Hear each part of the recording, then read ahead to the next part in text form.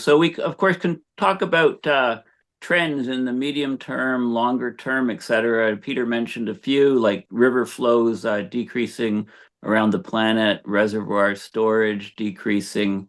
Of course, that's in many places. In other places, it's getting a lot wetter. So wet air is getting wetter, dry air is getting drier is one of the themes. So all of these things are happening, of course, on our warmer planet.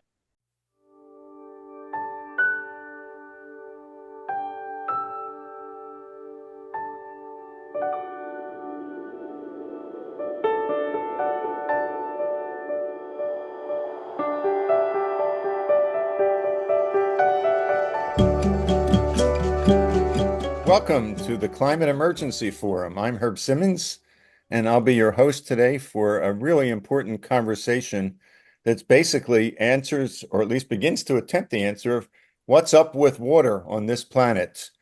And a lot of our conversation will be based upon a recently issued report called The State of Global Water Resources by a really important organization that not many people know about, the World Meteorological Organization. There's some alarming findings there that we'll be going over and some challenging opportunities. I think we all, at least those of us fortunate enough to have access to running water and good sanitation, take water for granted, but more and more people around the world are unable to do so. It's interesting because unlike a lot of other resources that in the climate we're losing, you really can't lose fresh water. It's a question of how it's distributed. In fact, I just wanted to read something very quickly before I introduce our guests, that one of the key scientists who has talked about what's called the hydrosphere, basically the entire system of water on the planet. And he said it's intricate, complex, interdependent, all pervasive, stable, and seems purpose-built for regulating life. And he goes on to say, on Earth, the total amount of water has almost certainly not changed since geological times. What we had then, we have now. Water can be polluted, abused, and misused, but it is neither created nor destroyed. It only migrates. There is no evidence that water vapor escapes into space. So it's really up to us as humanity how we manage the water so that we have sufficient water for all of our needs, and it's done safely and securely and at a cost that people can afford. So with that, I basically want to start with Peter Carter, and the floor is yours, Peter. Thank you, Herb. Yeah, water, water everywhere. Not a drop to drink, that famous poem. This report by the WMO always gives very good and important reports. It just released probably its most important one a couple of days ago, which is all about greenhouse gases, the greenhouse gas budget. And that's important because it points out that our atmospheric greenhouse gas concentrations have never been higher and they've never been increasing as fast as they are now. So, all of these climate change induced changes, as the scientists call it, to our water supply, our water availability, are going to get a lot worse. And I should point out that really this report is only about 2023. There's only very few places in which it drifts into previous years and hardly ever into future projections. I mean, that's okay because 2023 was the hottest year we've ever had. But it's a bit odd that they wouldn't put in some trends as well as what happened on the 2023, because it's really the trends we want to know. So we've had 5 consecutive years, they say, of below normal river flows and below normal reservoir inflows. They do point out that, as a lot of the papers say, that things can change actually quite quickly with regards to water resources and availability. But as everybody has been saying for years and years and years, 3.6 billion people now are facing water shortages, and that's projected to increase to 5 billion by 2050. I would assume that doesn't take into account climate change, in which case it's going to be even more than 5 billion. And if I go back to IPCC 1.5C report, yeah, most of the world by 2050 is in trouble as regards water. This WMO report says that because we've had these 5 consecutive years, we've had severe stresses on all our communities and resources, including agriculture and glaciers, of course. We're losing glaciers, mass, the planet everywhere at a very rapidly accelerating rate. The melting of glaciers is getting faster and faster. So in this report, they mention, of course, the terrible heat waves in Europe. But, I think Herb sort of alluded a little bit to this. I mean, we have a whole lot of water, more water up in the air, and it's getting more and more as we warm the climate. So this is really weird, isn't it? That we have a problem with water availability, which is going to increase with climate change. So I think Paul will probably know more about that than I do. But I did notice some years ago that as the precipitation increased, a lot of it goes to places where it's no use to human society. A lot more goes into the oceans, and a lot more goes up into the Arctic. So that could explain some of the situation. But of course, it's the extreme weather events, of course, that are doing it. So even though we've got more water vapor up in the air, because we've got a lot more heat on the surface of the planet and in the lower atmosphere, because that's key to this, we get what the WMO calls these severe disturbances of the hydrological cycle. And the big message is, as I say, that the pattern now and as I say, the trends would have been useful to confirm this. The pattern now is that all these things are going to continue to increase. I remember a few years ago reading what I thought was a very, very good paper on flash floods, because today, as we're doing this program, Spain, a large section of Spain, has been disastrous flash floods. I mean, unbelievable. The pictures are incredible.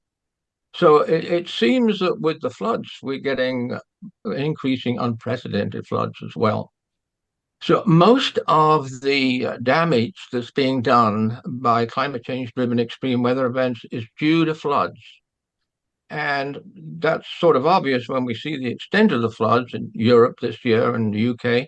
UK has suffered I think, a 15% drop in agricultural output because last year its crops were ruined by floods. So floods are very, very long lasting. Of course, heat waves are long lasting in the sense that they drive more forest fires, so they last a long, long time. The surprise to me from this report, floods are obviously increasing before our very eyes, which I wasn't aware of. In previous IPCC reports, there's not been a great deal of certainty on what's going to happen with droughts. Thank you, Peter. You brought up so many really important points. I just want to comment on one of them, and maybe Paul will want to take off on it or not when you speak in a minute. But you talk about the melting of glaciers. Of course, that's the transformation of water into fresh water, in many cases, maybe all cases, into the ocean. And one of the potential consequences of that may well be the slowdown, if not the collapse, of the AMOC, the Meridian Current in the North Atlantic, that may have disastrous impacts. So when we talk about water, it's not just what's available for us to drink and drought and too much, but it's also how water has all these other secondary and tertiary impacts on this incredibly complex climate system that we're trying as best as we can as a species, as humanity, to learn as much as we can about it. But it's an extraordinarily complex and difficult job to both learn about it and then to act on what we learn. And with that, let me turn it over to you, Paul. Yes, thank you. So we, of course, can talk about trends in the medium term, longer term, et cetera. Peter mentioned a few, like river flows decreasing around the planet, reservoir storage decreasing. Of course, that's in many places. In other places, it's getting a lot wetter. So wet air is getting wetter, dry air is getting drier is one of the themes. So all of these things are happening, of course, on our warmer planet. And the hard physics of the Clausius-Clapeyron equation tells us that for every 1 degree Celsius rise in temperature, the air can hold 7% more water vapor. That water vapor rises with convective uplift in warm air, condenses out into forming water droplets and clouds, and the phase transition releases huge amounts of energy, forming more and more extreme weather events, which we know are guided by jet streams and jet stream waviness. And because jet streams are getting wavier because of the greatly warming poles compared to the tropics, then the distribution of where that water goes is changing on the planet. There's also concepts like atmospheric rivers, which are essentially rivers in the air, which can hit coastlines and so on and wreak havoc. And these atmospheric rivers are actually moving location about 6 to 10 degrees in latitude towards the poles. So the whole planet circulation of storms and ocean currents as well is shifting because of temperature differences. The poles, but of course, a 1% increase in temperature leading to 7% more water vapor, that's occurring. Some regions are experiencing much, much higher temperature gains. So if you go towards the poles, the temperature amplification, for example, in the north, the Arctic temperature amplification is at least 3 times. Depending on go further north in the Arctic, and it's 5 to 7 times more warming. So therefore, huge amounts of water vapor in those regions where there wasn't before. So lots of rain events on ice and snow, which of course contributes to ice melt at the poles. And it's not just we've seen collapse of sea ice, for example, in Antarctica. I mean, the warming's occurring there. The whole hydrology and water cycle has shifted there. And we have a great example, of course, from just last night in Spain. Valencia area hit hard. Many areas had almost a year's worth of rain in just one night. And I think the death tolls so far is about 74 or something. I mean, it saves Hollywood money because when they do their next disaster films, they can just put footage in from Spain, for example, and not have to film it separately. So, of course, water is very, very dense. If you compare the density of water to that of the air, it's at least 1,000 times more dense. So when we get torrential rain events, of course, water is just it goes where gravity tells it to go. It goes downhill, and it can very quickly pool in any downhill regions, whether they be regional or local within cities, and flood underpasses and sweep away buildings and cars. I mean, water moving is a very powerful destructive force, as more and more people around the globe are seeing. So this report, as Peter says, it's a good sort of synopsis of what's happened, in 2023. Yeah, I agree with him that it could be more useful because if it showed more of the trends of what's happening.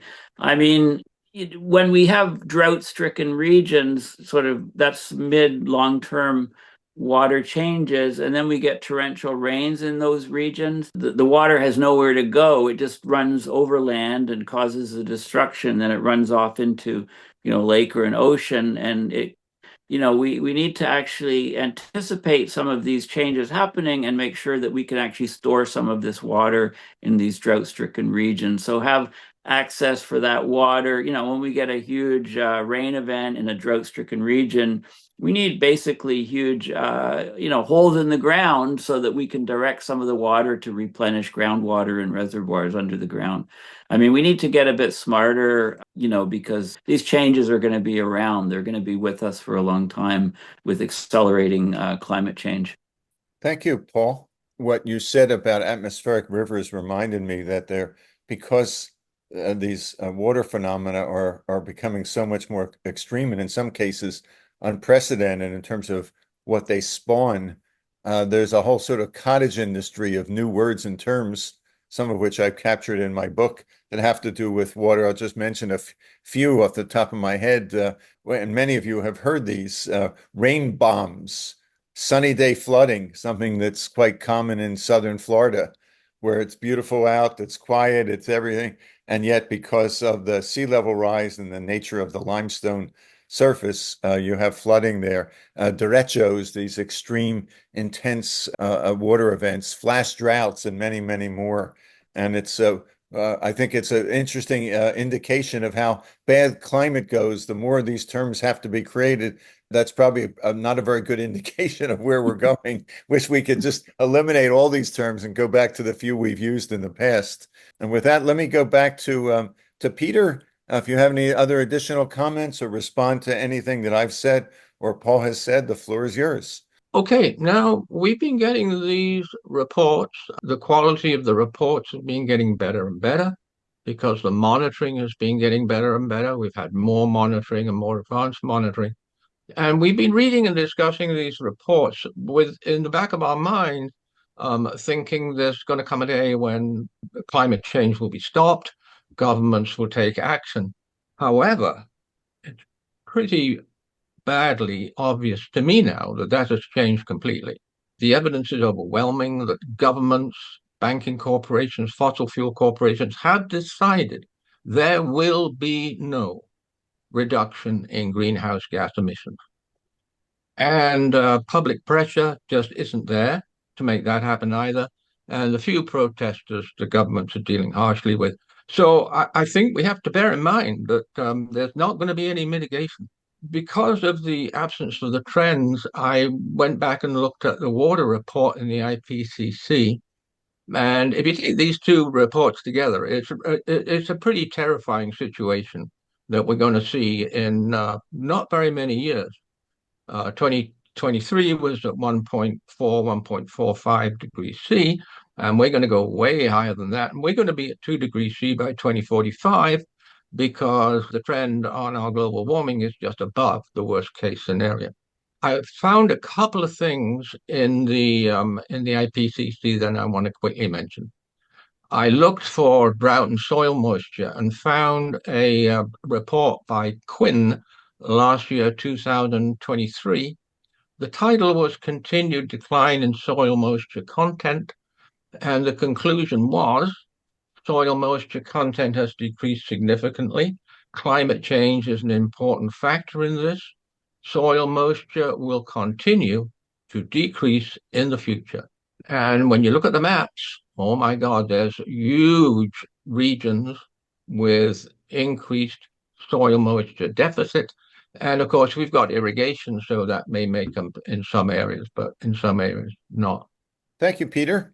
And before I turn to Paul, it just strikes me, I mean, this is a really important report. It's not the first time a report like this has been done. Those of us who follow this are inundated with reports day after day, year after year. I wonder if any of the people who write the reports ever attempt to evaluate what the impact of their reports are. How many people read them? How many people make a comment saying, I took the information in your report and as a result, I applied it in this project or in this political campaign or whatever it may be. It's just a sort of a thought of mine that we need to begin to think about how do we most effectively get this critically important information not just out there for people to take in, but then to act on. And that's, of course, a much larger challenge that maybe we'll talk about at another program in the future. So let me turn it back to Paul.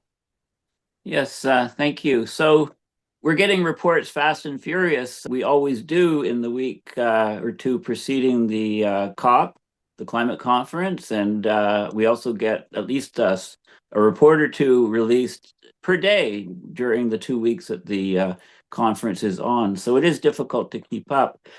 Regarding Peter's comments on soil, yeah, I mean, we're getting drying soils around the planet, and this is a huge problem because when we have strong windstorms, they can create dust bowl-like conditions by just blowing the soil away. So it's no longer there when the rain returns to support plant growth.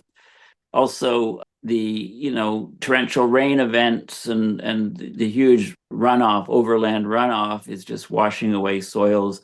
And soils are a huge sink for carbon and vital, of course, for plant growth. there's I should just bring up never forget that we're in a climate system. So we're talking about water in this video, but a big component of what happens with water is what plant life there is on the land.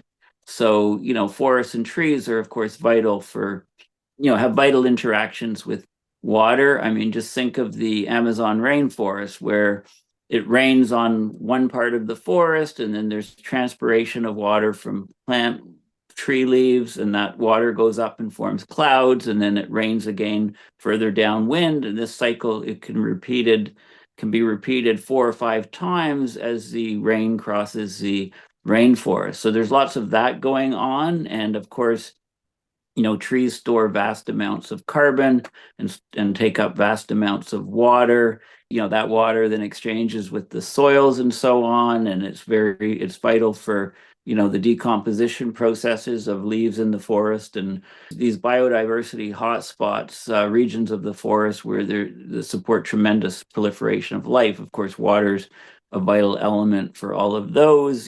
Most plant and animal life is composed heavily of water. Large parts of the human body are just water, and it's vital for replenishing, keeping us alive and for blood flow and viscosity in our bodies and so on. So water is everything, of course. If you don't have water, it's a basic ingredient of life, and we're basically monkeying with the water cycle by getting this tremendous warming and accelerating warming. So it's it's a huge issue, and it's good to have specific specialized reports on all these topics, but we should always keep it in context of the overall climate system, I think.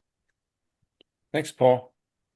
Thinking about your comment about the climate system and the need to think systemically, as challenging as that often is, because it crosses disciplines, and we're not always trained to cross disciplines in the academic and other worlds. But it reminds me of, as I was speaking earlier, about the interface between sea level rise and water and a couple other aspects of that, or a couple other manifestations of that. Some of you may have heard the term ghost forests, which is basically forests near the seashore. I know that's common in the southeastern part of the United States, where the sea level rise and the loss in freshwater table has basically more or less killed or weakened vast areas of forest, so that the trees are still standing, at least for now, but they're essentially dead. They're ghosts. And it's a kind of stark reminder of how these two systems, freshwater and saltwater, interact. And another aspect of that is when I was researching my book, I sort of came up with this term because I was shocked. I hadn't thought about it. It's related to the ghost forest concept. I call it the salinity scourge. And what I say is a new kind of salt tax, one that may lead to marches not unlike the one Gandhi famously led against the British salt tax in the 20th century, is being levied by climate change and other forces throughout the world. Excess salt is affecting river deltas, arid climates, and many other places, threatening the health and productivity of agriculture and the safety and palatability of drinking sources. An additional 8 square miles of agricultural land is affected by excess salinity every single day somewhere on the planet. A Dutch project, the Salt Solution, has trained 5,000 farmers in Bangladesh to plant more salt-tolerant crops. The salinity scourge is also a major cause of climate migration. And then I continue on talking about other aspects. Yeah. So this is one of those sort of things that we don't think about. It's underground. We only see the consequences. So with that, before I wrap up, let me just ask Paul and Peter if you have any sort of quick last-minute comments or summaries you'd like to make. We can't really talk about water without talking about forests and vegetation. And, forests can be very resilient. Like the forests around Chernobyl, they're doing great because people aren't going into those areas. So life is flourishing. It can withstand high levels of radioactivity. Forests you can't assume if a forest burns down, wildfires are on the rise, huge numbers of wildfire, especially in the last 4 years, destroying lots of forests. And we can't assume that they'll regrow if the water regime has changed, if the areas become much warmer and drier from climate change, then we'll get a grassland appearing where a forest used to be. So when we talk about planting trees and reforestation and stuff, we have to be very cognizant of the types of species that we plant and make sure that they're suitable for how the climate has changed in particular regions. And then they can become huge sinks of carbon and also clean the air and store water and release water, in ways that are favorable to increasing biodiversity. So very, very, very crucial part of the water cycle on the planet. Thanks, Paul. Peter, any final comments? Yeah, some things I've been thinking about for quite some time because floods are causing most of the damage and because they're increasing in their deluge. Look at Spain today. Adaptation really is vital in the form of floods, but that would be a huge project, right? Engineering project around the world. But in some sense, it's doable, perhaps. On the drought, of course, like I mentioned, irrigation is the solution for some period of time at least. So I just mentioned two papers very quickly. The paper that I mentioned last year on continued decline of soil moisture had a very alarming feature because soil moisture sort of tends to go up and down, but from 2010, it really, really drops fast. And if that's going to continue, yeah, what Paul has said is way more important even. And finally, I remember reading a patient, another Chinese author, 3 years ago on flash floods. And it was a great paper. Flash floods are increasing, they will continue to increase. But his final conclusion was we can expect to get flash floods virtually anywhere on the planet. So this WMO report is really a report on their global warning system. That's really what the report is all about when they say resources. And yeah, it's going to take a huge amount of investment and expenditure to be able to seriously have early warnings because the WMO points out that poorer regions that they've nothing to go on at all. Yeah, I think that's a key point that these things can happen anywhere because when the jet streams were stronger and more stable, we have certain bands where it rained a lot, other bands drier, etc. But now with the jet streams moving so far north and south in the meridional direction, you can basically have these events anywhere on the planet, as Peter was saying. Okay. I really sincerely want to thank Paul and Peter for touching on so many important issues and challenges. As with every session of the Climate Emergency Forum, I think the message I would leave you with is that things are not getting better, but there's still time to make them get better if we put our minds and our hearts together. And some of us will be attempting to do that, including some of us here on this video in Baku at the COP29 coming up in 12 days or so, thereabouts. So stay tuned. You'll be seeing some features from us and some interviews of some remarkable people from all over the world over the next several weeks. And thanks for coming. And please don't forget to like and subscribe the Climate Emergency Forum. Until next time, I'm Herb Simmons. Thank you.